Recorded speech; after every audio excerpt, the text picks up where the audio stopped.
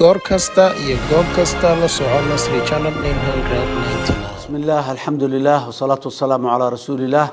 السلام عليكم ورحمة الله وبركاته. dadka Soomaaliyeed meel kastoo ay joogaan maalin wanaagsan.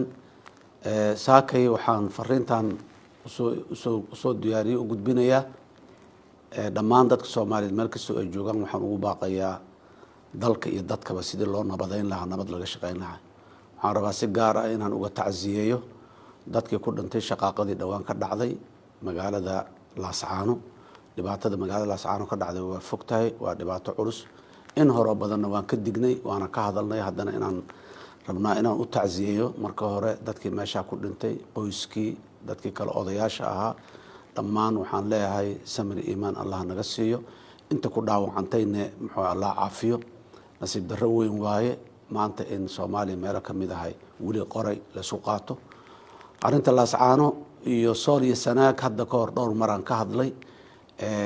مواقفta dawladda federaalka iyo aragtidayda aniga ka madaxweynaha jamhuuriyadda aan wax weyn iskama bedelin oo ahayd mushkiladaas meesha ka taagan dadka deegaankaas degan ee dhinac walba leh waa dad wiil iyo walaal ah, wiil iyo abti ah, waa dad maxaan ku yiraahdaa inan iyo sodogiis iyo inan seedigiis ah, dad isdhalay isdhex degay isla dhasha waay. waxa isku haystaan marka jirnaceeb iyo dad naceeb maahana waa siyaasad. horena waxaan u yiri aan u sheegay muddo dhowr sano ka hor ah mushkiladaasi Sool iyo Sanaag ka taagan xalkeeda xal siyaasadeed waaye in si siyaasad ah loo xalliyo. siyaasadda guud ee Soomaaliya iyo midnimadeeda lagu raadinayo ayaana xalka muxuu ahaa Sool iyo Sanaag ay ku dhex jiraan. sidaas daraadeed waxa meeshaas ka dhacaya waa ka xunahay, raalli kama ahin in maanta dadka rabitaankiisa qoray lagu xalliyana suurtagal maaha. rabitaanka dadka ha la ixtiraamo, qoryaha ha la dhigo, xabadda ha la joojiyo, ha la wada hadlo. miiska wada hadalka ha la isugu yimaado, ha la wada hadlo. dawladda federaalka ee Soomaaliya madaxweynaha jamhuuriyadda haddaan ay diyaar waxaan u ahay meel kasta oo nabadaasi looga hadlaayo iyo cid kasta oo nabadaasi inay ka hadasho jecelba inaan aniga garab taaganahay, u safro tuulada ugu fog hadday tahay inaan tagaan diyaar u ahay. laakiin walaalayaal xalku marna kuma imaanayo qori inaan boqolaal ama kumanaan qof intaan dilno kadib korkooda hadhow aan isku gacan salaano oo aan nabadan aan ka dhalinay aan dhahno xabadka isku saarno waa laga rooyahay. balaayada bootin bakayle ayay leedahay, ha la joojiyo intaanay faraha ka bixin. berri inaan xabadka isa saarnay inaan hubo in la heshiinayo yaanan meydadkeena iyo xabaalaha dushooda yaanan ku heshiinin. dadku intay nool yihiin aan heshiino. ha la joojiyo maamulka cidda sheeganaysa, cidda odayaasha dhaqanka ah, culamaa udiinka, mas-uuliyiinta siyaasiyiinta, qof walba doorkeeda nabadeed ha qaadato. colaada Laascaano siima socon karto, lamana aqbali karo. ha la joojiyo, miiska wada hadalka la isugu yimaado. dawladda federaalka waxay diyaar u tahay inay fududayso, ka qayb gasho, kaalmayso. haddii toos dadka hadda ay colaadu dhex martay ay u wada fariistaan arinta waxaa ka socda Laascaano waa aragti siyaasadeedna qoran kuma xalisanto. xalkeeda qoray kuma yimaado, kan raba iyo kan diidanbo xalkeeda qoray kuma keeni karaan. ha la isu yimaado, ha la wada fariisto.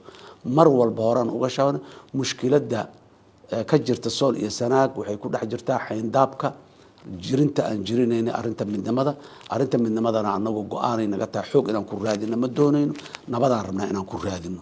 dadka rabitaankiisana hala dhowraan leenahay. meeshaasi colaadaasi colaad dadka qabata maaha, dadka Soomaaliyeed ma qabato, dadka deegaanka guud ahaanna ma qabato. ha la joojiyaan ku baaqaynaa mar kale culamaa udiinka iyo odayaasha dhaqankane ayagaa deegaanadaasoo dhanba nabadeeda weligood ka talin jiray, nabadda ha ka taliyaan.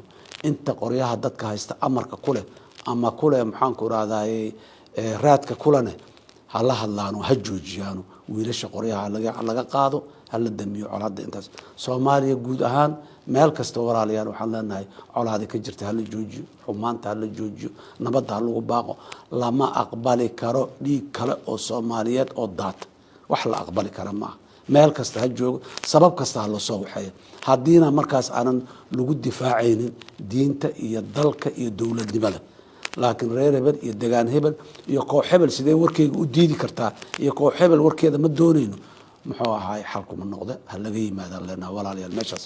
waxaa kaloo iyada halkan rabaa inaan baaq uga jeediyo odayaasha reer Puntland iyo waxgaradka iyo mas'uuliyiinta iyo maamulka dawladda meesha ka jirtaba ayagana waxaan ugu baaqaynaa nabad walaalayaal warku balaayadu marka ay bilaabanaysa meelo khafiif oo sahsaalan ay ka bilaabataa meelo fog ay ka bilaabataa dalkaas iyo dawladdaas iyo deegaankaas reer Puntland nabad ay weligood haysan jireen nabadii inay haystaan aan la jecelnahay ayaguna waxaan ugu baaqaynaa in arinta wada hadal lagu dhameeyo odayaasha dhaqanka ha qaataano kaalinta ay leeyihiin oo ah kaalinta nabadeed haddana ay qaateen waanu ku bogaadinayaa inta odayaasha istaagay ee u istaagay arintaas in nabad lagu soo xalliyo arinta nabad ha lagu xalliyo dawladda federaalka Soomaaliya sidaan hore u sheegay wax kasta oo nabadaas ka qayb qaadanaya laakiin ma saacideyno ma taageereyno raali kama ahin in mushkiladaha na dhex yaala in qoryo aan isu qaadino ku xallino